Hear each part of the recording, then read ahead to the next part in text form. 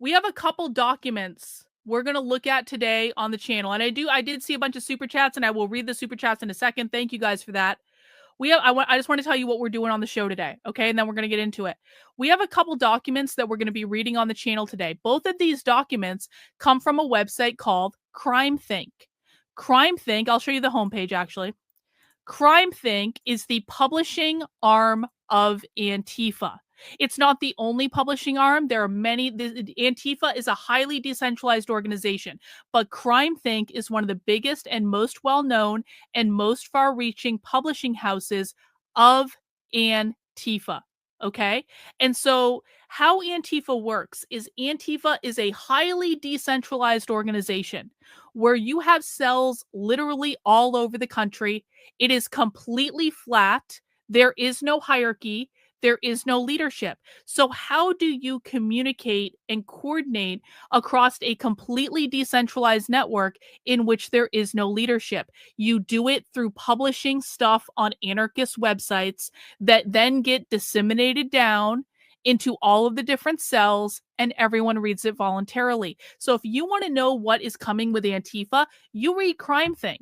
CrimeThink will tell you what they're doing. CrimeThink will tell you what they're thinking. CrimeThink will tell you their strategy. These are documents that many, like a lot of people on the far left read, and this is what informs their behaviors, and this is what informs their perspective. Okay, we're talking things like manifestos, communiques, after action reports. They do reports about, we went to this protest, or we did this direct action, and we did this thing.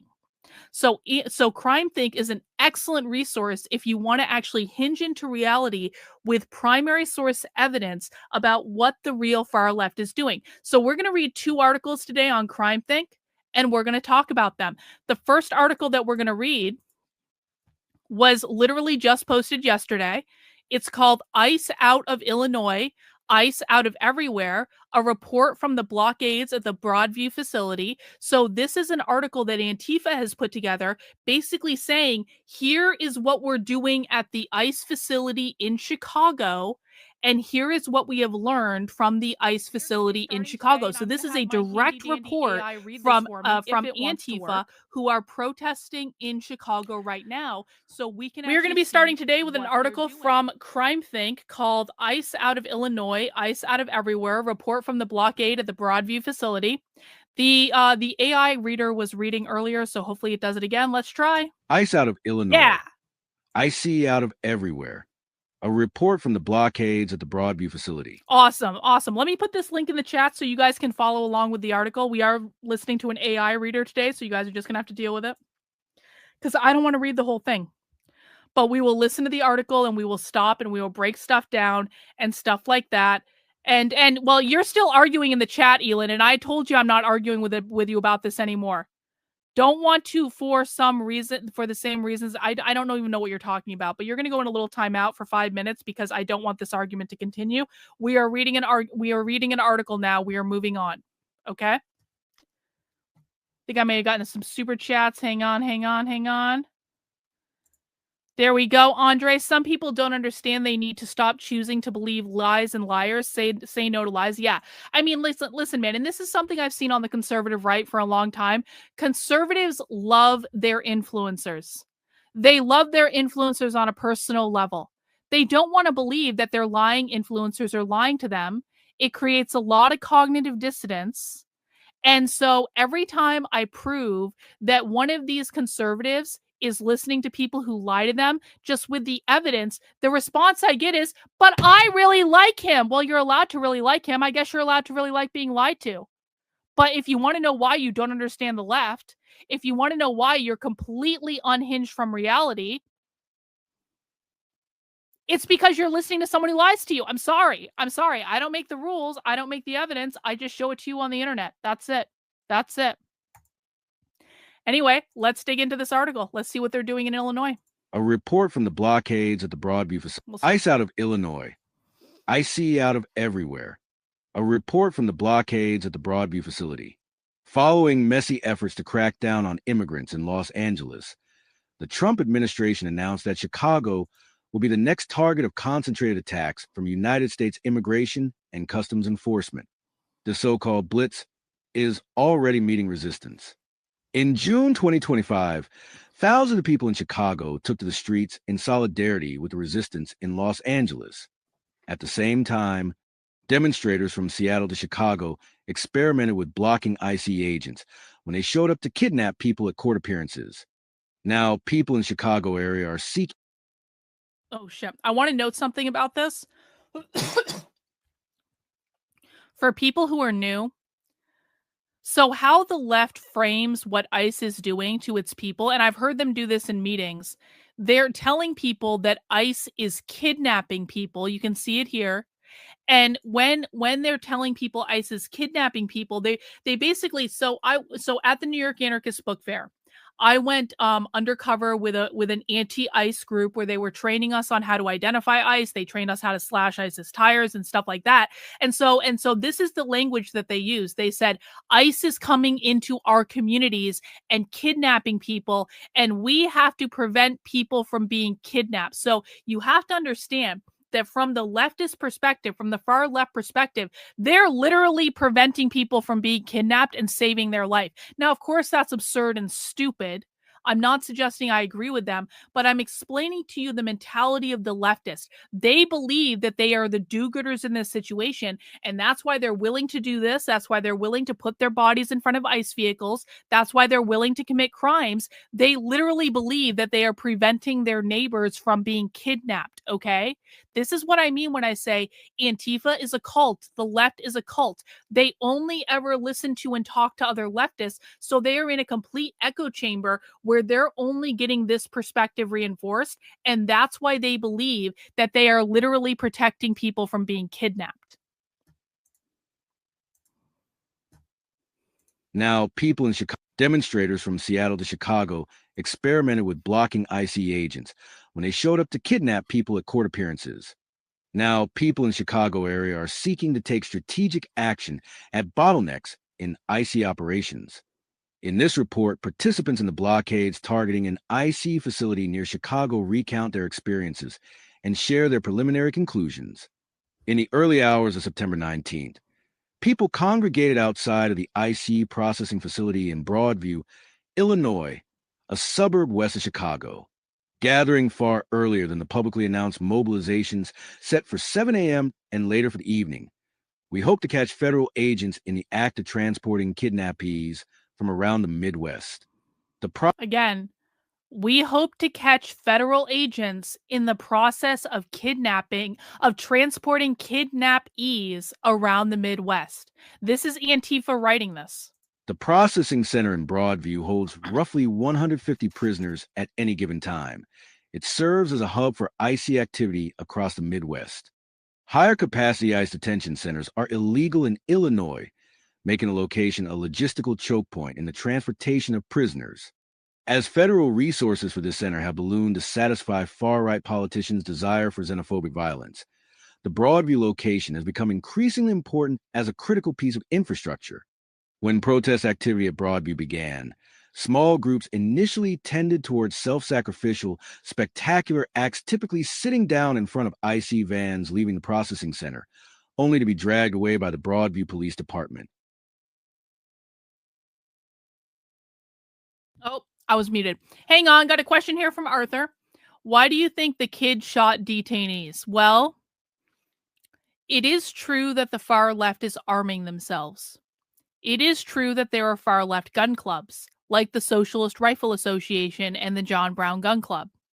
However, that's not to say that every moron in Antifa with a gun knows how to use the gun. That's not to say that every idiot with a gun actually goes to the range to train with the gun and learns how to shoot the gun before they go and shoot up the ICE facility.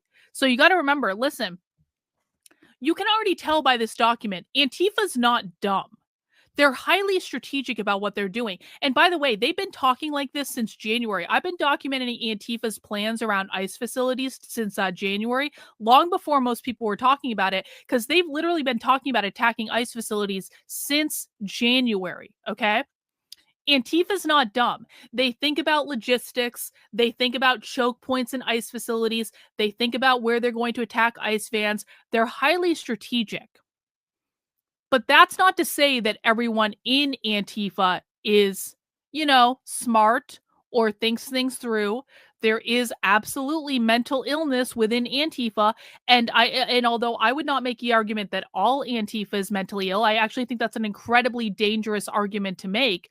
I think we can make the argument that if someone is bringing a gun from the Russian Revolution, because that gun was like literally the same gun they used in the Russian Revolution, if someone is bringing a gun to an ICE facility, an old gun that is from the Russian Revolution, I think we might be able to assess that that person might be mentally ill. Well, you don't get to disagree with me, bro. You're in my fucking classroom. I'm telling you the answer, and I promise you, you don't have more information than I do. So if you want to make an argument, go ahead and make the argument, and I will tell you why you're wrong. But as a reminder, guys, you're in my classroom right now. I'm not in yours. This is not a conversation. You're asking me a question. I'm giving you an answer. I expect you to actually listen to the answer I'm giving you because I'm taking time out of the stream to answer your question out of the goodness of my heart. You didn't even send in a super chat. So before I even finish my answer, you're telling me how you disagree. So I'm not going to answer the rest of your question.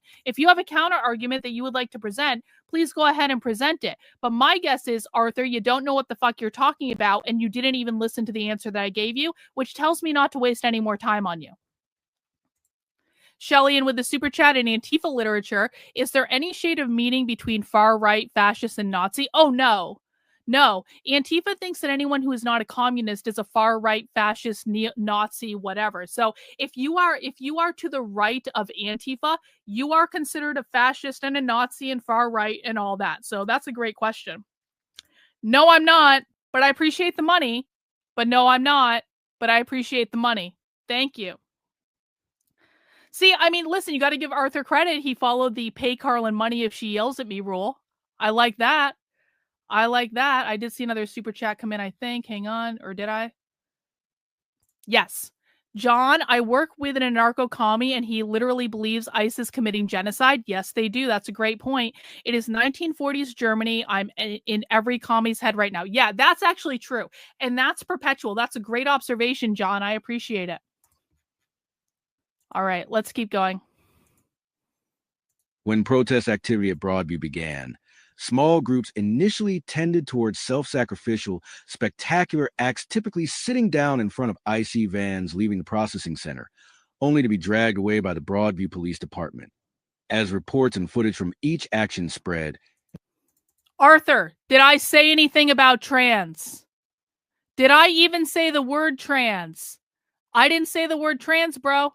Listening comprehension's gotta do some work. Again, I appreciate the $10 super chat. I do. But I didn't say the word trans. I wasn't talking about trans people. There are a lot of people in Antifa who are not trans. If you think that everyone in Antifa is trans, you need to stop listening to whatever moron influencer told you that, because that's just not the truth. There are a lot of people in Antifa that are not trans at all in any way. No. The shooter wasn't trans. The Dallas ICE shooter wasn't trans. Anyway, we're moving on now, okay? When protest activity at Broadview began, small groups initially tended towards self-sacrificial, spectacular acts, typically... Hang on, we got another super chat coming in. Sorry, guys, we got to pause the article to do super chats. I mean, like, I appreciate the money. I do. Maybe if I keep getting so many super chats, I'll be like putting them in sections. I just put the link in the chat to the article again for people who just joined, so you can follow along. Andre said, doesn't Antifa believe even Democrats or capitalists are far right? Oh yeah, Antifa absolutely believes that Democrats are on the far right. So and this is why it's so stupid that Trump is tweeting that the Democrats are Antifa. Antifa believes the Democrats are far right capitalist Nazis. Okay? It's absurd. Anyone that listens to Antifa knows damn well that Democrats are not Antifa and Antifa are not Democrats. When protest activity at Broadview began, small groups initially tended towards self-sacrificial, spectacular acts, typically sitting down in front of IC vans leaving the processing center, only to be dragged away by the Broadview Police Department. As reports and footage from each action spread and faith in the effectiveness of nonviolent resistance waned, the mobilizations changed form. The primary objective of action shifted from sacrifice to resistance. Yo, listen to this. As reports and footage from each action spread and faith in the effectiveness of nonviolent resistance waned. Antifa is telling us they don't have any faith that nonviolent resistance is going to be effective. You guys get that, right? They're saying faith in the effectiveness of nonviolent resistance waned. The mobilizations changed forms. The primary objective of action shifted from sacrifice, sacrifice means nonviolent resistance, to resistance. Resistance means aggressive direct action designed to provoke ICE. This is published on their website yesterday. This is a brand new document. Yep. Civility is capitalist. Exactly. As reports and footage from each action spread and faith in the effectiveness of nonviolent resistance waned, the mobilizations changed form. The primary objective of action shifted from sacrifice to resistance. ICE began brutalizing and detaining protesters at will, and attempts to block the vans failed. In response, early morning crowds traded N95 masks for black block gear and opted to follow agents instead of just sitting down. Okay, we'll look at that in a second. Alex, I'm very, very sorry. Only literal retards think that Democrats and media are useful idiots for Antifa. Only people who don't listen to the left think this. Only people who interact with conservative bullshit influencers think this. So thank you for the money, but your super chat is completely wrong. And I strongly advise you to stop listening to whatever retard influencers you're listening to and hinge back into reality with what the real far left thinks. But thanks for the money, bro. Appreciate it. ICE began brutalizing and detaining protesters at will. The minute that Antifa, you just got put in a timeout for the rest of the stream. Thank you. You don't tell me. Guys, okay, we have a lot of people here today. As a reminder, we have 2 rules in my chat. Number 1, don't be a dick. Number 2, no whining. Don't be a dick means you don't insult me, you don't insult other people in the chat. I can do whatever I want, Arthur, because you are in my house. You are in my classroom. You are in my private property. I can say and do whatever the fuck I want. And when people like you start whining and complaining because you're not getting the answers that you like, and you lash out exactly like this, that's when you go into a timeout because you are whining. And I don't want to hear your whining. I don't give a fuck about your feelings. Either you're here to learn or you can go. You can go avail yourself of everyone else teaching this stuff on the internet. Go find someone else. Oh, Arthur just got permanently banned. Oh no. Oh no. Arthur was going to go into a 24-hour timeout and now Arthur is permanently banned. Bye, Arthur. Bye. See ya. Anyway, back to this. ICE began brutalizing and detaining protesters at will. So what Antifa is doing here is Antifa is trying to present the image that it is ICE who is the aggressors. It is ICE who is doing the violence onto other people. And if ICE are the aggressors and ICE are inflicting violence onto other people, then that gives Antifa a complete open window to be violent in regards to ICE. Okay? ICE began brutalizing and detaining protesters at will, and attempts to block the vans failed. In response, early morning crowds traded N95 masks for black block gear and opted to follow agents instead of just sitting down. Clearly, a more proactive approach was required. The efforts of Friday, September 19th, were the result. Friday morning. For over a decade, on Fridays at 7 a.m., Broadview has bused attendees to Indiana's Gary Chicago International Airport and more recently Thanks, to David. other detention centers in the Midwest. The facility responded to initial televised acts of civil disobedience by moving people out earlier and earlier. So we woke up earlier, too, on September. So I want you guys to pay attention to this. Again, this is why we never say Antifa is mentally ill.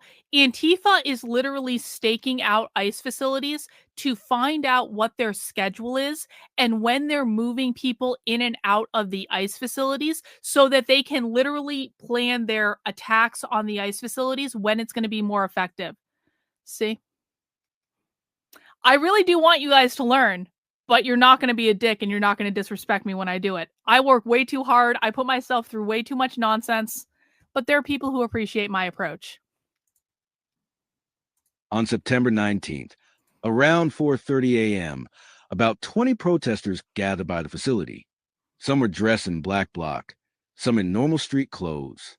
In contrast to the previous week's self-sacrificial civil disobedience, most people, with the exception of an aspiring congresswoman and her press crew, decided only to stand in front of a vehicle when it was entering or leaving. This shift enabled the small crowd to move like water. An IC agent on his way to work hurries away from protesters during the early hours of the morning. The first van that tried to leave. I want to mention this because it's kind of relevant to this. I'm not ready to talk about this yet, but earlier today I found a YouTube channel, or I should say I didn't find it. A member of my community found it, and I was very grateful to that person for tipping me off to it. There is a YouTube channel that is streaming from Antifa's perspective all of their protests and demonstrations outside of these ICE facilities. And they just sit there and stream as Antifa yells at ICE officers. And you can see multiple streams. Like this morning, it was streaming from Chicago and from Los Angeles. And it was showing you what happened in Chicago and Los Angeles, just like, again, from the perspective of the people who are actually protesting outside of the ICE facilities.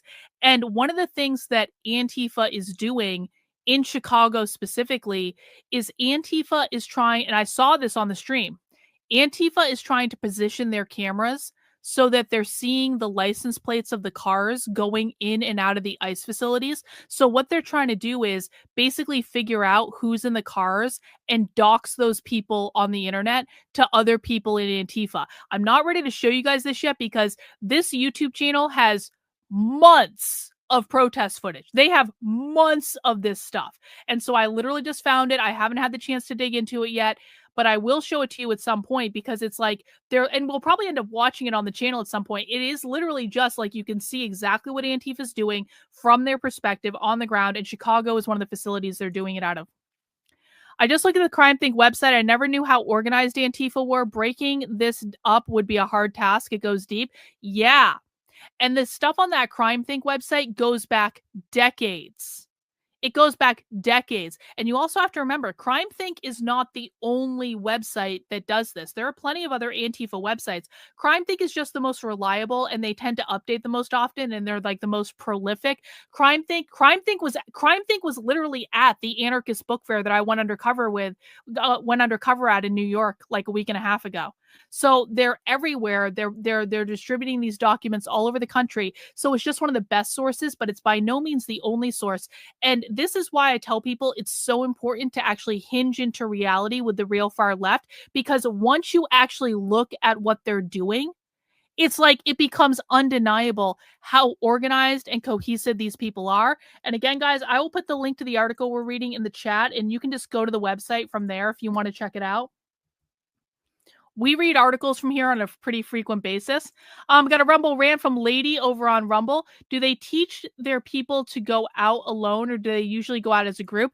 That's a great question. And actually, that was the one thing that was kind of confusing to me about this shooter at the ICE facility, because typically, almost always, Antifa will go out as a group because they're collectivists. They don't believe in individuality. They believe in doing things as a group. That the kid who shot up that ICE facility today probably had help. I have a hard time believing it was a lone gunman because Antifa doesn't operate like that. Now, could it have been? I mean, sure, there's always the possibility of like a lone crazy person, right? But like, I have a really hard time believing that kid today that shot up the ICE facility in Dallas didn't have help of some sort. And maybe we'll find out more information about that. But that was a really great question. Keynes, let's see. Thank you for the super chat. Is this about the shooting in the Dallas ICE facility today? Appreciate your work and love your chat rules. Yeah, so we discussed the Dallas shooting earlier, but this document was actually published yesterday, so before the Dallas ICE shooting. And this is basically a report from Antifa on what they're doing in Chicago. So we're getting kind of like a boots on the ground perspective of like, here is what Antifa is seeing and doing in Chicago right now as of yesterday. Appreciate the super chat. The first van that tried to leave Broadview was turned back as most of the crowd surrounded it and 3 people sat in the driveway. Energy was high, and those present followed any agent who left the gates closely, heckling the ones who pulled up to a nearby parking lot that holds marked IC vans, unmarked cars, and agents' personal vehicles. Caught off guard by the early risers, the agents were frantic, some sprinting from the parking lot to the gates of Broadview. In response to the heckling, they formed groups of 3 or more to walk to the facility. Some put on their gear before entering. This cowardice is worthy of note. A group of... Hang on. There is no reality in which Antifa would pose as Democrats. You guys have got to understand, Antifa are a cult. This is their identity. They hate Democrats. There is no reality in which Antifa are going to pose as Democrats. That's what we call a conservative bullshit talking point. Yeah, they hated Kamala Harris because she was a cop. That's exactly right. They completely denounced Kamala Harris, even when she was vice president, because she's a cop and they don't like cops. Like one of the number one goals of Antifa is to abolish the prison industrial complex. And so, no, there's no reality they would do that. Did I see Tennessee State? No. What happened at Tennessee State University? What other nightmare is this? I don't know what you're talking about. A group of mercenaries enters a detention center. Mercenaries. The enthusiasm of the early morning attendees set the tone for the rest of the day. As the sun began to rise, the agents inside the facility picked up where they had left off the previous week.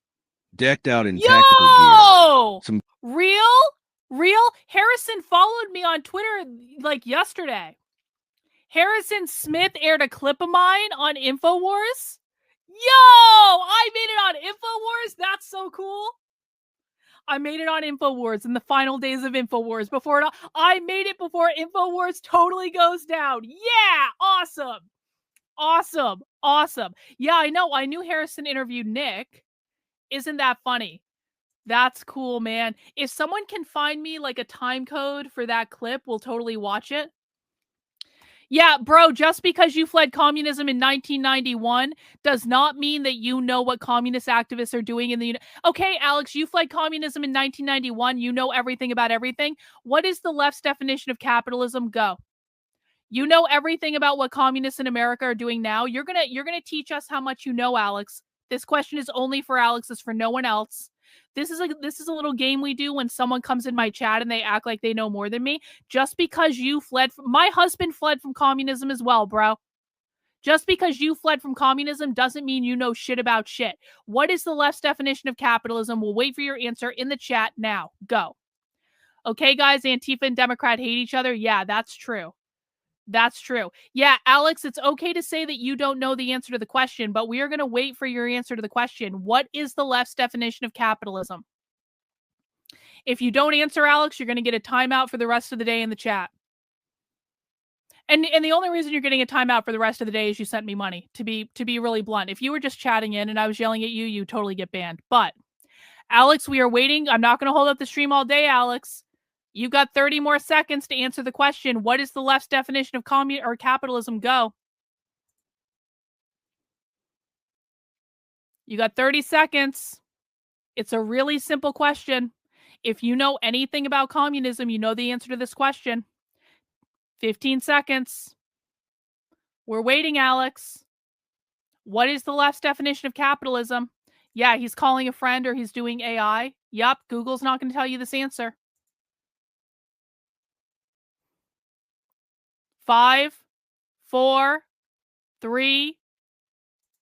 Well, you got one of those right. It's private property, but family is considered to be a form of private property. So the fact that you don't know that family is considered to be a form of private property tells me you don't actually know the answer in the first place. So nice try, but nope, you do not know what you're talking about the left. And so now we're going to ignore every single thing that you say. But thanks for the money, bro. Appreciate it. Back to this. Decked out in tactical gear, some gathered on the roof, some behind the front gate. Blocked by the crowd, ICE agents started driving. Alex, you didn't answer it, bro. You didn't answer it. Private property and family is not the correct answer because the family is considered to be a form of private property, which everyone who watches my content knows. The family is the reproduction mechanism of capitalism via social reproduction theory because the family itself is to consider. Nope, wrong. Alex just keeps talking and now Alex is going in a timeout. Sorry, Alex, don't want to hear it anymore. Bye. We've got work to do. Go away. Blocked by the crowd, ICE agents started driving vehicles on the curb around the protesters. There were simply not enough people or enough technical preparation to block or stop the cars at that time. The first arrest of the morning occurred around 6 a.m. when a van trying to leave the facility was once again blocked by standing and sitting protesters. This time, 6 Special Forces officers carrying pepper ball guns and a tear gas launcher rushed out of the gate. They grabbed the people on the ground and dragged them back. One woman was thrown violently against the ground, and another person was dragged across the asphalt by 2 agents before being grabbed and pulled through the gate into the facility. As the agents backed up into the gate, one fired several pepper balls at people in the driveway. The pattern of Special Response Team, SRT, agents storming out to escort an exiting or entering vehicle repeated throughout the morning. So how Antifa is framing this is they're saying we were the brave protesters standing out in front of the ICE facility. And when ICE tried to leave with kidnapped victims in their vans, we surrounded the vans and we didn't let them leave. And then the evil ICE agents came out and they hit us with pepper spray balls and they threw us to the ground and they arrested us. So Antifa's trying to do their level best to say, they're like saying, we're just standing around. I don't even know why you guys are upset. We're just blocking your vehicle. We aren't doing anything violent, but then they're saying, but the ICE agents attack them and bully them and shoot things at them and stuff like that. So they're doing everything they can to frame it in terms of like, ICE is the one inflicting violence on them when they're just standing there totally innocent, bro. Friday afternoon, between 7 a.m. and midday, the vibes on both sides of the fence shifted. As more guards began to enter the facility with gear and buckets of munitions, distinct tendencies within the crowd became more evident. Some sections of the crowd sang, while others became more riled up after seeing protesters get repeatedly pepperballed and dragged inside. See? Still others helped families attempting to reach loved ones held inside the facility. The SRT agents tear gassed the crowd for the first time around midday during a standoff over exiting vans. The agents shot tear gas canisters and pepper balls into the crowd before dragging one man back into the facility with them. Few were prepared for the chemical munitions, and the crowd scattered across the street, while some helped. The chemical munitions. This is something they did at the campus encampment too. When they were putting up like tent cities on college campuses, they kept telling people that the colleges were using chemical munitions on them. They were trying to say like they're literally poisoning us and stuff like that. Few were prepared for the chemical munitions, and the crowd scattered across the street, while some helped wash eyes and move their worst-hit comrades to safety. In the afternoon, the crowd outside dwindled as people regrouped and waited for the second publicly announced demonstration.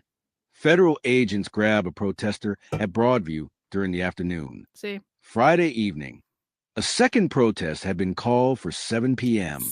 Images of people being detained and tear gassed had spread across the media and galvanized many who had not yet been out to Broadview. On Friday evening, people rejoined a smaller crowd that remained from the day's protests. Throughout the evening, 2 or 3 agents remained on the roof of the facility, intermittently shooting pepper balls at protesters on the ground. As protesters amassed around 7 p.m., about 30 SRT agents gathered behind the gates. Protesters called for them to free the hundreds of people held captive inside, as well as the protesters arrested earlier that day. Okay, I want to make sure everyone's reading comprehension is up to snuff. Protesters called for them to free the hundreds of people held captive inside the ICE facility. What are they referring to? Because remember, like Antifa is saying, they're kidnapping all these people. We have to rescue these people from being kidnapped. So when they're saying to their people, all we were doing was asking for the hundreds of people being held captive by these evil, violent mob. We're just asking for them to be freed. What are they saying? Yeah, this is like, I love this. This is like fanfic level. This is like fanfic coding. Yeah, held captive.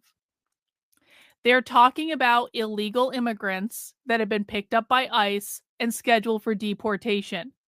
That's what they're saying when they say free the hundreds of people held captive by the evil, militaristic organization that's enforcing capitalism upon all of us.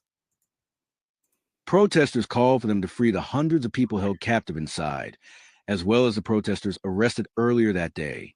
Following a daytime standoff with demonstrators by the gate of the facility, Gregory Bovino, who led the icy invasion of Los Angeles, moves in with agents and attempts to force the crowd back. After 7 p.m., Shield arrived. A dozen or so militants picked them up, but the majority of the crowd stayed at a distance, perhaps reflective of the previous week's tendency toward symbolic acts by a small number of people. There was a significant gap between the small group of people at the front and those observing at a distance, and no organic understanding of the need for people to participate behind the front line. The people in the Shield line began calling out and gesturing to the crowd, telling press to get out of the way and everyone else to pack in. Agents stormed out of the gates around 7:30 p.m. The frontliners in the Shield line repelled the first wave of munitions, facing down a barrage of tear gas, pepper balls, and flashbang grenades. But they were forced to retreat due to the combination of the agents' less lethal munitions and the disintegration of the crowd behind them. This was understandable. Not everyone has protective gear, and even those of us with gas masks felt the effects of the gas. Most of the crowd was not bracing each other or the Shield line. A shield wall blocks riot munitions on the night of Friday, September 19th. Hang on. The front line. I want to show you this picture. So, Antifa has homemade shields. They have zines and pamphlets that will teach people how to make their own homemade shields. And so you can see they're blocking the things that ICE is firing at them with their homemade shields. The front line cannot be a specialized group that acts alone while others stand by documenting or witnessing. The specialization of relevant skills, from eyewashing to jail support, leaves militants isolated when pressure ramps up. A well-organized front line integrates offensive roles with the support necessary to sustain resistance and carry out objectives. But while the gulf between perceived militants at the front and folks at the back continues to impede effective defense, the growing tendency to resist points beyond it. We want to shut down Broadview, not just symbolically, but completely. The strategy is Okay, so I want to make sure we emphasize this line because I've been accused lately by that communist that I got fired at Texas State University. I've been accused of taking things out of context and saying that when I say that communists want to overthrow the federal government, that they're just speaking theoretically. So communists, when they say they want to overthrow the federal government, when I catch them on video saying it, they say, I wasn't being literal. I was just speaking about socialist history and I was just speaking theoretically. Guys, do you think this is theoretical? We want to shut down Broadview, that is the immigration facility, not just symbolically, but completely. Are they being clear? This is not symbolic. This is not figurative.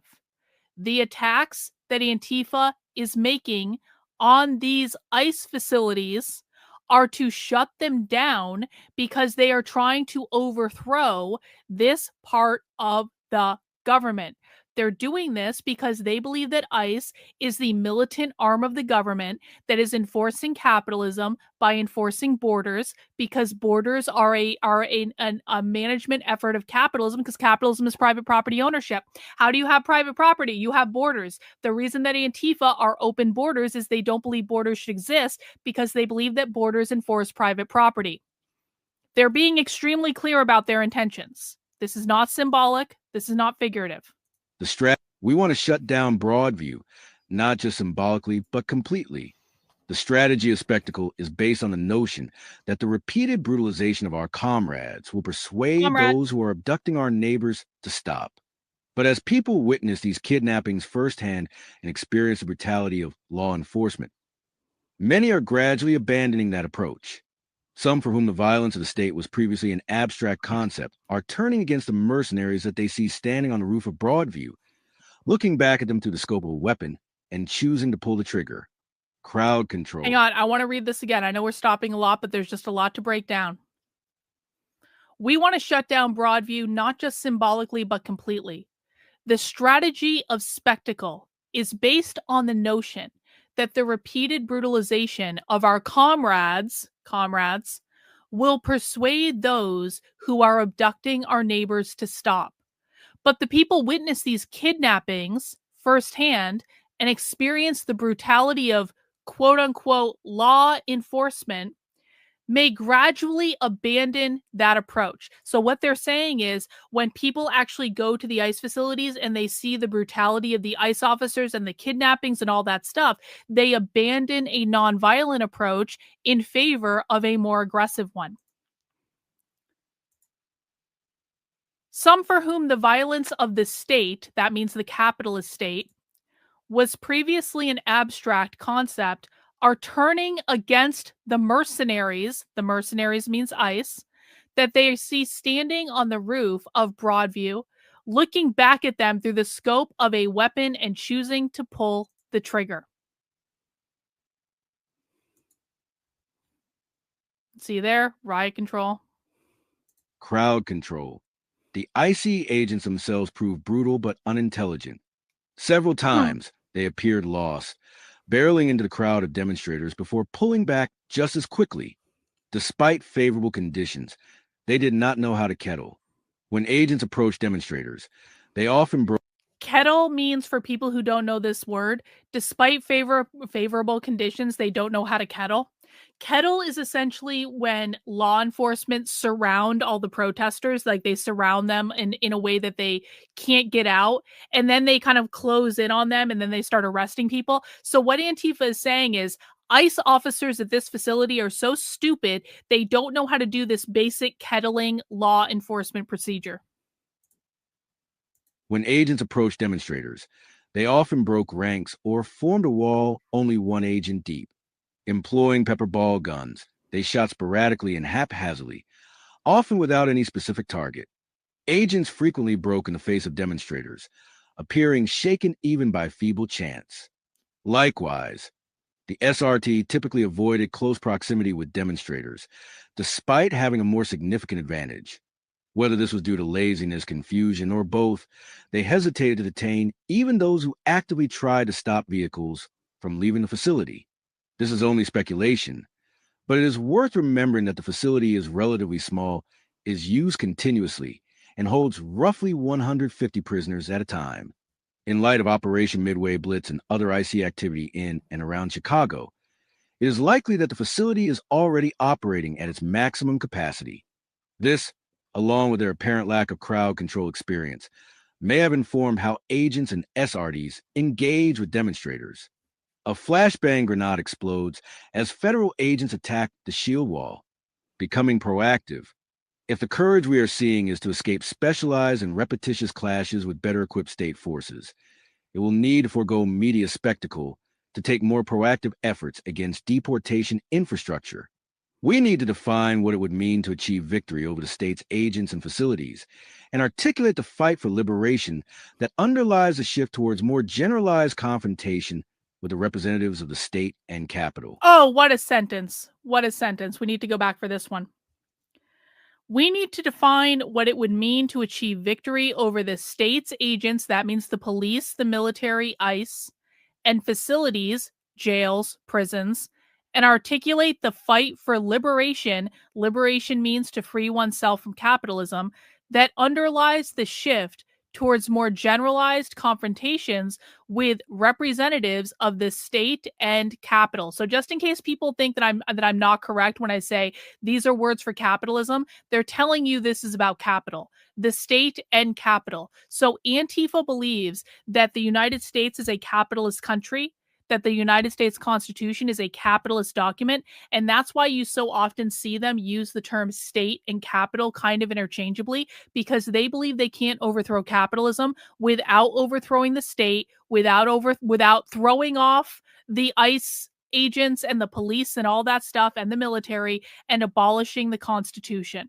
Okay? That's what they believe. I saw a question. Have Antifa numbers grown, and by how much over the years? See, this is really difficult to say. And this is a project we're working on. We're working on trying to create a map of the modern left, but like it's so difficult. And the reason it's so difficult, and the reason that I don't think the Trump administration has a handle on this, is Antifa is completely decentralized. So it's not like there's no central reporting structure. There's none of that. But what I can say is the far left has been actively picking away at all of the disaffected Democrats and liberals ever since Trump won re-election. And so I think Antifa's numbers have only ballooned in the past year.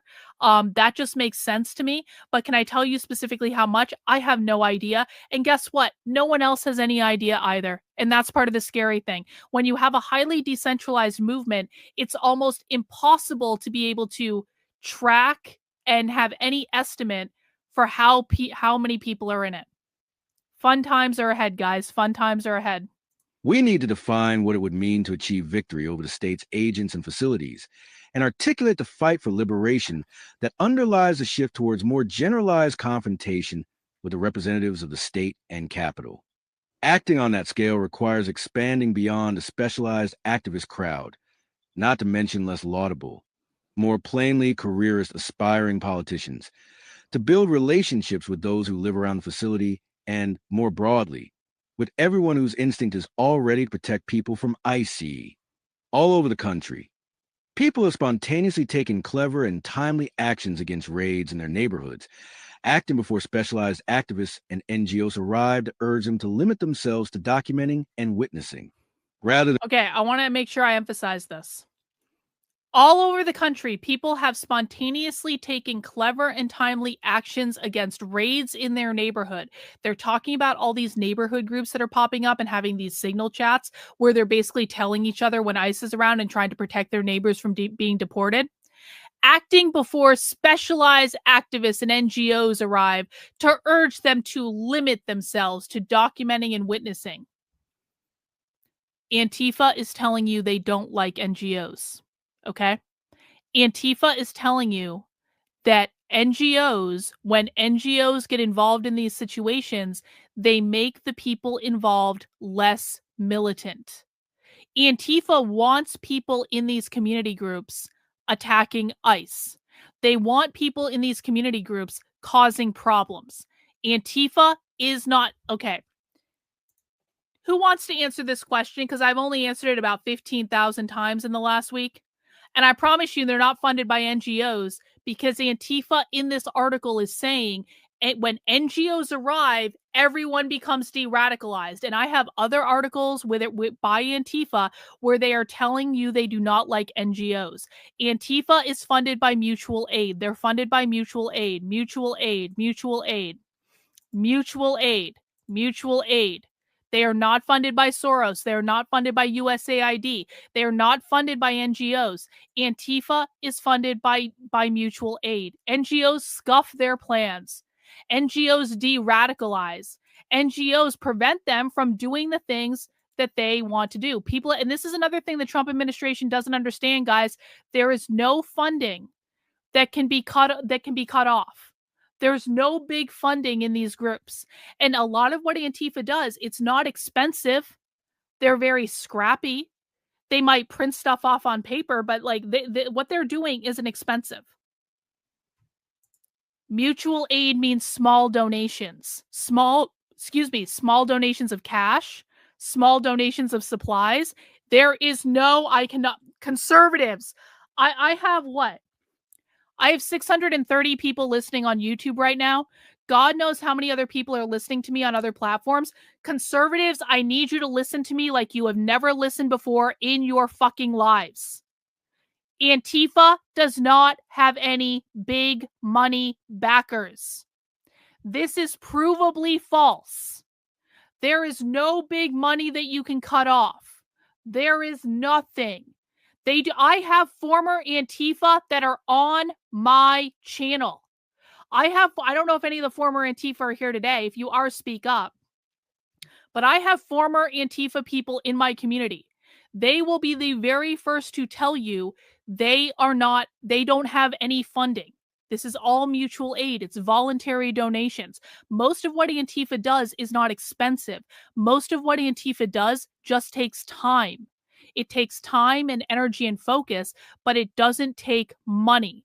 And so that is why, if you think Antifa is busing people places, you are listening to conservative influencers who lie to you. Who is busing people places is the Party for Socialism and Liberation.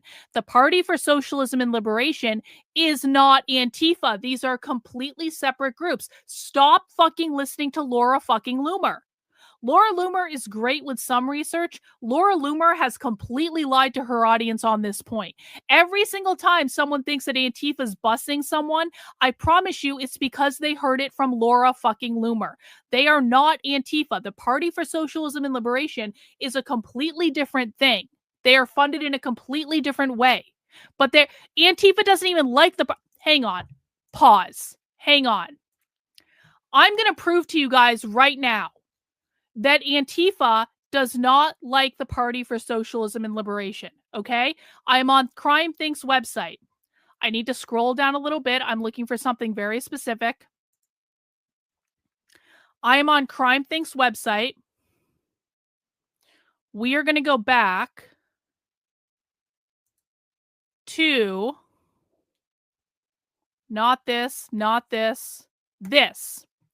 this article right here. Hang on. Average person, this is why conservative influencers are our biggest obstacle in fighting the far left. Exactly. So I want everyone to go to this article. We're going to go back to the other one in a second. But I want to show you something in this article. And I'm just going to look it up. Find Party for... Here it is. On the evening of Monday, June 9th, over 600 protesters gathered at a Texas capitol for a march announced by the Party for Socialism and Liberation. A revolutionary organization called for a parallel demonstration, but at a time set blah, blah, blah, blah, blah, blah, blah, blah, blah. In this article, hang on, the PSL rally, the PSL is the Party for Socialism and Liberation, began marching tailed by a police motorcycle escort and reached the ICE facility by 7:45 p.m. The group were energetic and huge. A huge crowd chanted outside the facility, blah, blah, blah. Drummers beat a rhythm to the sound, breaking windows. Some people dragged scooters into the streets.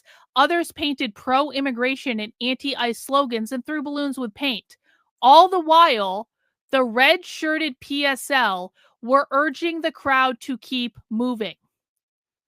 They're telling you Antifa showed up in Austin and we were doing all this violent shit and we were breaking stuff and we were vandalizing things.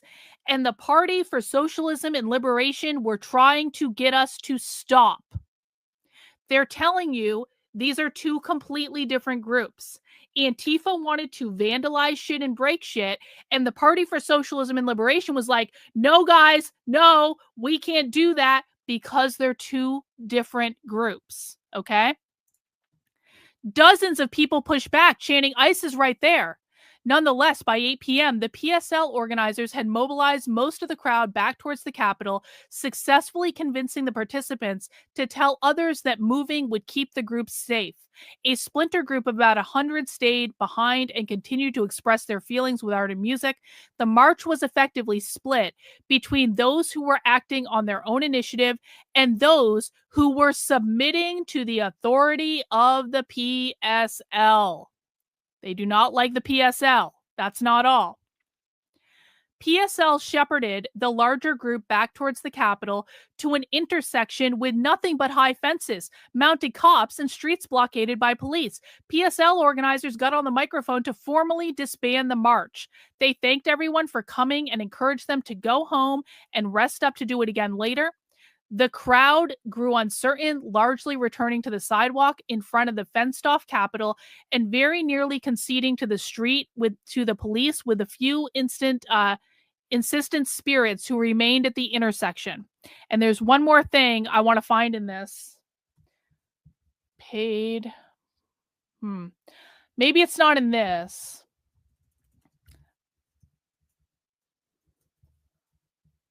I've definitely seen an article, and I'll have to go back and find it. I don't remember which one it was. In addition to this, I've also seen an article where Antifa overtly called the Party for Socialism and Liberation the paid protesters. Okay. It was around the same time as this article. I don't remember exactly the ones. Maybe it was here. Let me just do a search in here. Hang on. Paid. Here it is. Look at this. Here it is. Look at this. So this is an article about the Los Angeles riots. This is called Los Angeles Stands Up to ICE.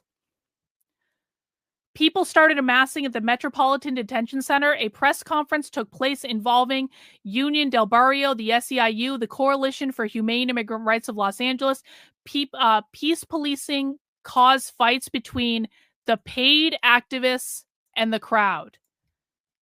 They're calling, the PSL is also mentioned in this article. They're calling the PSL, Antifa is calling the PSL the paid activists or the paid protesters, because the PSL, the Party for Socialism and Liberation, is legitimately funded by the CCP. Antifa completely rejects the CCP. They completely reject that money. And so going back to the chat we saw earlier, asking about the busing, if Antifa doesn't have money, how are they busing people in? The answer is they're not. The Party for Socialism and Liberation is busing people in because the Party for Socialism and Liberation has CCP money. Antifa doesn't like that, and Antifa calls them the paid protesters or the paid activists. It is a contradiction of Antifa's ideology to take in money in that way. And these people are very serious. Antifa does not sell out for money, guys. They just don't. They are, what is the word? They're cult members. They're cult members. And so I want people to understand the PSL is not Antifa. Antifa is not the PSL. And every single time Laura fucking Loomer confuses this, more people don't know what's going on. Okay? And by the way, Trump is not going to be able to say that the PSL is a terrorist organization. You want to know why? Because the PSL is going to fight that in court and they're going to win because the PSL doesn't involve themselves in any of this. The PSL tries to keep things. Basically, the PSL cares about optics. The PSL doesn't want to be violent. The PSL just wants to go out and have these big protests and have their signs and all that so they keep getting their funding. But like, they're not committing acts of violence. They're not committing acts of vandalism. Antifa is not the PSL. The PSL is not Antifa. Is everyone clear on this? Everyone good? Okay. Let's go back. Sorry for that aside, but I do think that that is a really important distinction for people to make, because if we don't know what group we're talking about, we don't know what behaviors we can expect them to take. Okay? Ideologue. Yes, thank you. Someone said it. Ideologue is the word that I'm looking for. Exactly. Exactly. Rather than relying on all over the country, people have spontaneously taken clever and timely actions against raids in their neighborhoods, acting before specialized activists and NGOs arrived to urge them to limit themselves to documenting and witnessing. Rather than relying on reactive rapid response networks that rarely arrive in time, given the speed of raids, more proactive action can involve targeting choke points around local deportation pathways like Broadview or, as in Los Angeles, setting up community defense centers at hotspots of federal activity. Any effective anti-IC strategy would depend on the actions of locals who choose to intervene in their neighborhoods. Though the media has downplayed many of these stories, the clashes at Broadview are only possible because of the courage of those who have chased IC out of their neighborhoods in Los Angeles, Chicago, and elsewhere around the country. Yeah, so Bear Boy in the chat says, I wouldn't be surprised if Trump ends up accusing the PSL of being Antifa. I promise you that's what's gonna happen. I'm putting my stake in the ground right now. I am predicting that Trump, because they know that the PSL is funded by the CCP and they don't like that. This is like, the PSL is the only organization where they actually understand the funding source. I promise you, Trump is going to say that the PSL are a terrorist organization because they're Antifa, and then the PSL is going to sue them, and the PSL is going to get the ACLU on their side, and the PSL is going to win in court because the PSL is not Antifa. So frustrating. So frustrating. And again, it's obvious. If you actually listen to the left and you actually watch leftist protests and you actually pay attention to all these leftist groups, I've been tracking the PSL since 2022. It's like the PSL is completely distinct from Antifa. They are not remotely the same thing. And if you actually look at the information, it's so clear. But the Trump administration isn't actually looking at the information. They're listening to social media bullshit. It's so frustrating. Though the media has downplayed many of these stories, the clashes at Broadview are only possible because of the courage of those who have chased IC out of their neighborhoods in Los Angeles, Chicago, and elsewhere around the country. After the shield wall scatters, the remaining protesters move forward to meet agents at the gate. We also need rapid tactical development. Given the Chicago. Hang on. We got a super chat from Meta Guide. Thank you. I was once a stupid conservative, and then Dr. Karlin Borisenko cured me of my affliction by beating me back to my senses with knowledge. I love that so much. Yeah, I'll beat all of you in the head. I will beat all of you in the head with knowledge until you get it. Thank you. Given the Chicago Police Department's reliance on kettling, collaborated with organizers, and when they so choose, batons, Chicagoans are less equipped to deal with tear gas than people in Los Angeles were. This is changing quickly, but it has taken some serious learning. We've seen increasing tactical openness. During the first phase of anti-IC struggles, hard and soft barricades were used to block the loading docks of a downtown immigration court, delaying deportations there by years at a time. During the struggles at Broadview, de-arresting has become a norm. Shields have become more widely accepted. The use of protective gear like respirators and goggles has become common, and protesters are beginning to return tear gas canisters to IC agents. These developments are not necessarily connected to any particular political commitments. We still see people who are willing to hold off agents and block vehicles, yet also quixotically call the police to report IC activity.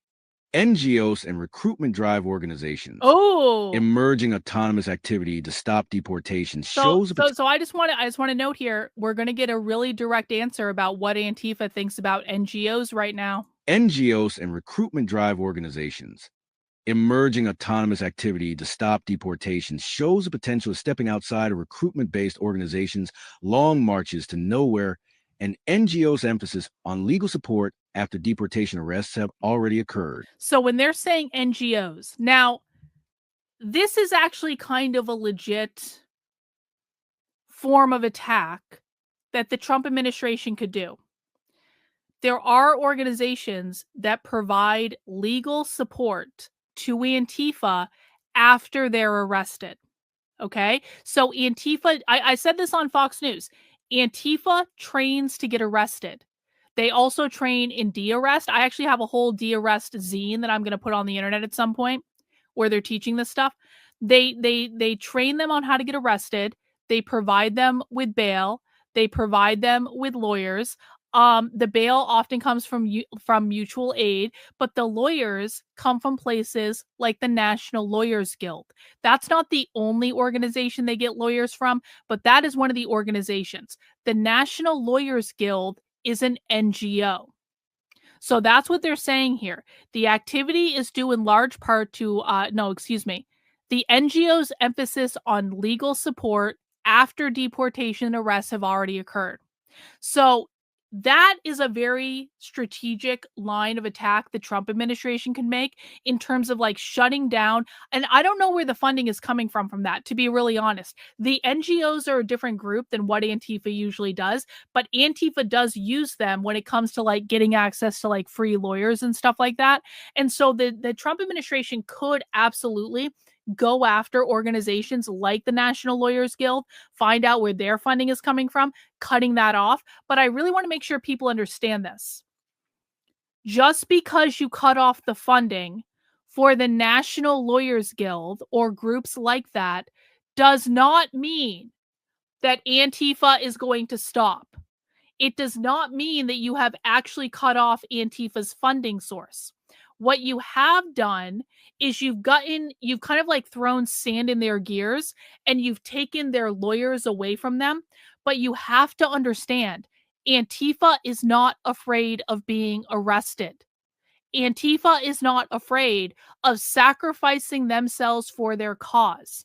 They are still going to go do this. They are still going to attack ICE facilities. They're still going to get arrested. They're still going to vandalize things. They're still going to slash ICE tires. They're still going to do all the things they're doing now. They're just going to have to figure out another way to get legal support. Now, does that mean you shouldn't do it? No, of course. Trump should absolutely cut off any funding sources to these lawyers as he possibly can, 100%. But I really want to make sure people understand that just because you take this away does not mean Antifa is going to stop. Emerging autonomous activity to stop deportation shows the potential of stepping outside of recruitment-based organizations' long marches to nowhere, and NGOs' emphasis on legal support after deportation arrests have already occurred. This activity has grown in large part due to the NGOs abandoning key locations and struggles. The Illinois Coalition for Immigrant and Refugee Rights and Organized Communities Against Deportations, the two main nonprofits that dominate organizing against deportations in Chicago, different did org. not take action against the repeated deportations at immigration court earlier in summer 2025, while autonomous groups stepped in to barricade the loading docks, coordinate phone zaps, heckle management, fly other occupants of the building, and conduct court support for people with hearings inside. Okay, so now Antifa's talking about other organizations. They're saying, listen, the Illinois Coalition for Immigrant and Refugee Rights and Organized Communities Against Deportations, these are two nonprofits that Antifa is saying, where the hell were you guys? Antifa is basically saying, we've got these NGOs that aren't actually really involved in the same struggle that we're involved in, and they weren't actually even showing up. They're saying these NGOs did not take action against repeated deportations at immigration court earlier this summer. They're basically saying, like, these are not organizations we can rely on. Those actions shut down the court on multiple occasions, pushing hearings back years, and ultimately forced the building management to revoke ICE's access to their loading docks, putting a stop to kidnappings at that location. This would not have occurred had autonomous demonstrators not blocked the flow of commerce into and out of the building. Autonomous demonstrators means Antifa. This would not have occurred had autonomous demonstrators not blocked the flow of commerce into and out of the building. Beyond calls and petitions, the NGOs similarly abdicated actions around Broadview. See? That was one of the factors that enabled the actions of the preceding weeks to take place. An umbrella serves as a makeshift defense during the clashes. Internal tensions. When people first mobilized against the Broadview facility a few weeks ago, it had hardly received any public attention. So some people focused on press strategy. This has caused tensions, from social media influencers issuing dispersal advice to swarms of press preventing de-arrests and isolating those who attempt to protect activists targeted for arrest. Those who have involved press and public opinion in their activity, the most have ended up letting that attention hinder their approach to strategy. While it is clear that we have to consider press and public attention in our movements, we should never compromise this moment's most promising goal, driving IC out of everywhere. Okay, I want to read this again just so people are clear. These are ideologues. While it is clear that we have to consider press and public attention in our movements, we should never compromise on this moment's most promising goal, driving ICE out of everywhere. Again, this is their stated goal, not just in Chicago, in every location, in Los Angeles, in Portland, in Seattle, in New York, every location where they are protesting ICE facilities, they don't, yes, exactly. They're like, we maybe should consider the optics of this, but we are not compromising our values. We want to get rid of ICE everywhere. They're very, very clear. Only literal retards agree with you, Nicholas, so please listen to what you're being shown right now because you don't know what you're talking about and we will teach you, but if you mouth off in my chat again, I'm going to put you in a timeout to prevent you from being disruptive, okay? While it is clear that we have to consider press and public attention in our movements, we should never compromise this moment's most promising goal, driving IC out of everywhere. While demonstrators have proved that they can build critical mass, they have sometimes limited their own effectiveness. In the weeks leading up to September 19th, messaging around the efforts to shut down Broadview was taken up by a range of people and organizations who, presuming they knew best, used notions like safety and visibility to discipline demonstrators to their own benefit. The assumption that the only imaginable goal of these protests is to speak truth to power rather than shutting down Broadview left people unprepared for the confrontations that ensued. On the night of September 19th, when shut it down meant taking serious risks, this meant that there was no second line to back up the shield wall. Without backing, the front line could not hold, and this gave the SRT units a chance to hunt down scattered demonstrators. Nonetheless, thanks to consistent protests and media coverage, people in the neighboring areas have begun to turn out. Without funding or support from any big-name organization or coalition, the fight to shut down Broadview depends on the courage of ordinary people. Okay, we're going to read this again so people can be very clear about this. As a reminder, this is Antifa's publishing arm. This is Antifa publishing information so it gets distributed to all of the thousands of decentralized cells all over the country. So this is treat this like an internal document. Antifa is not used to people like us reading these documents. Leftists are deeply perturbed that I read their documents and I go to their events because they are so not used to people that are not other leftists reading their documents and going to their events that they don't know how to handle it. And so you have to treat this as they are talking to each other. And I've been behind closed doors in like their private meetings. This is exactly how they talk to each other. They're not talking to people like us. They're articulating information, okay? Nevertheless, thanks to the consistent protests and media coverage, people in the neighboring areas have begun to turn out.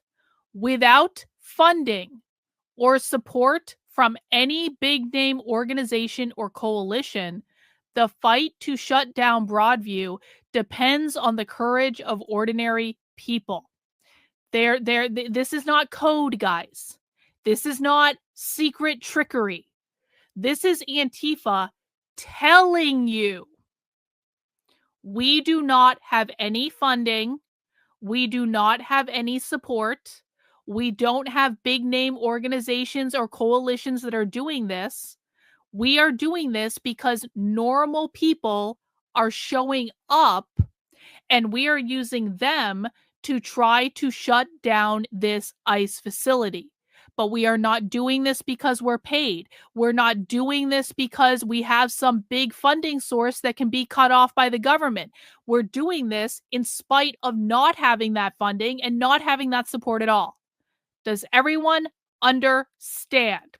Bro, you don't know what the fuck you're talking about. I have been in their meetings. You have been sitting your ass on your couch watching sports. I have been infiltrating these people for 4 fucking years. How many of their private events have you gone to? I'm going to bet it's none. You don't know what the fuck you're talking about. Please shut up. Does everyone see? The funding that you think is coming from Soros is not there. The funding that you think is coming from USAID or Barack Obama or Act Blue or anything related to the Democrat Party is not there. Okay, you just got put in a timeout. You can sit in the back of the class and shut the fuck up. I live in Portland. I know everything. How much do you want to bet that dude has never been down to the ICE facility in Portland? Bro, I know people who are covering the ICE facility in Portland. I'll bet you all the money in my bank account that dude who claims he's in Portland has never gone any fuck off near the ICE facility. Yeah, average person lives in Seattle and average person has actually gone undercover with these groups. I live in Portland, Pinkley Square. Trust me, bro. Anyway, let's listen again. Without funding or support from any big-name organization or coalition, the fight to shut down Broadview depends on the courage of ordinary people. A protester's umbrella shows the effects of pepperball rounds. The shutdown fiasco. As this piece was being composed, a series of leaks from the Department of Homeland Security suggested that the Broadview Processing Center was being temporarily shut down. Something similar had taken place earlier at the Delaney Hall Detention Center in New Jersey after protesters blocked and eventually breached it, though that site had come back into operation with better security a few months later. However, following a public meltdown featuring a DHS assistant secretary and eager claims of victory by organizations that had not been particularly visible on the ground, it was officially confirmed that the Broadview Processing Center would remain open as of the morning of September 23rd. The processing center has been blocked off by tall metal fences, presumably to impede protesters' access to its entry and exit gate, and clashes continue outside. The buses we have seen exiting the facility to drive to the Gary Chicago International Airport were transporting detainees who have been forced to sign self-removal papers. On the one hand, we've been aware for some time that I love this. I love this. The buses we have seen exiting the facility to drive to the Gary Chicago International Airport were transporting detainees who had been forced to sign self-removal papers. The detainees were kidnapped by the evil aggressors and forced to sign papers on their removal. Okay. On the one hand, we've been aware for some time that the processing center was at capacity. It is a relatively small building with limited bed space. This makes it a point of vulnerability for the entire deportation apparatus in Illinois and its adjoining states. On the other hand, the confusing sequence of events that ended with the center remaining open suggests internal disarray. This matches the reports we've heard from inside the facility itself that many of the mercenaries involved are working together for first time, often at cross purposes. Look, they're calling ICE agents mercenaries. They are. I've definitely heard the far left making a big deal about like all the new people that ICE is hiring. And you've seen this throughout this document. I think this might be an underrated thing that maybe we should just spend a moment on. Antifa is highly aware that many people going to work for ICE lack experience. They've talked about it throughout this document. They said ICE people are so stupid. They don't even know what they're doing. They don't even know how to kettle us. They're stepping out of line. They're talking to us separately. They're flat out telling you that they are hyper aware that there are a lot of inexperienced ICE agents and that they are trying to figure out how do we take advantage of their inexperience to cause more problems. And they're calling them mercenaries, which is just kind of funny. This matches the reports we've heard from inside the facility itself that many of the mercenaries involved are working together for first time, often at cross purposes. It's possible that at one level, the IC and DHS bureaucracy, the decision was made to avoid a Delaney Hall type situation and improve security, but higher up leadership balked at the suggestion and insisted that the facility remain in use. In any case, it is clear that on some level, what we are doing is working. It is creating stressful and chaotic situations for our enemies, leading to internal conflict. The thresh. What we are doing is working, and that's in bold, so you know they're really excited about that. What we're doing is creating stressful and chaotic situations for our enemies. In any case, it is clear that on some level, what we are doing is working. It is creating stressful and chaotic situations for our enemies, leading to internal conflict.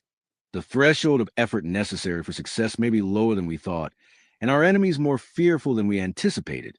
At the same time, the sluggish and inept federal bureaucracy routinely experiences internal conflicts of this sort, and we should seek to take advantage of them. Look how strategic they're being. I cannot emphasize this enough, guys. This is why I always reprimand people who say, these people are mentally ill, these people are stupid, these people are lazy. They're not mentally ill people don't write like this. They don't think like this. Lazy people don't think like this. Stupid people don't think like this. Listen again. In any case, it is clear on some level that what we're doing is working. It is creating stressful and chaotic situations for our enemies, leading to internal conflict. The threshold of effort necessary for success may be lower than we thought, and our enemies more fearful than we anticipated. So they're actually saying, guys, we're being like way more effective at stopping these deportations than we ever thought we would be. They're like actually surprised at how much success they're having against the Trump administration in stopping these deportations. They're like, listen, this might even be even easier than we ever thought it could be.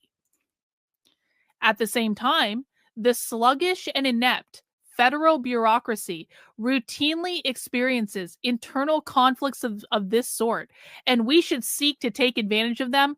ICE out of everywhere. And that's the end of that article. That's the end of that article. And again, the name of this article is ICE Out of Everywhere, ICE Out of Everywhere, a report from the blockades of the Broadview facility. This was published on Antifa's publishing website, which is CrimeThink, on September 23rd, 2025, yesterday, as of the time of this recording of this video. And this is a direct report of what Antifa is seeing on the ground, that they are communicating to Antifa cells all over the country. I just want to address this. My point is, she should be advising the Trump administration. The Trump administration is welcome to ask me. I'm not going to shill myself out for the Trump administration. The Trump administration is very well aware of my existence. I know that. I know people in the Trump administration. They know who I am. They are welcome to come and ask me. Like, I can't do anything if the Trump administration doesn't want to ask me.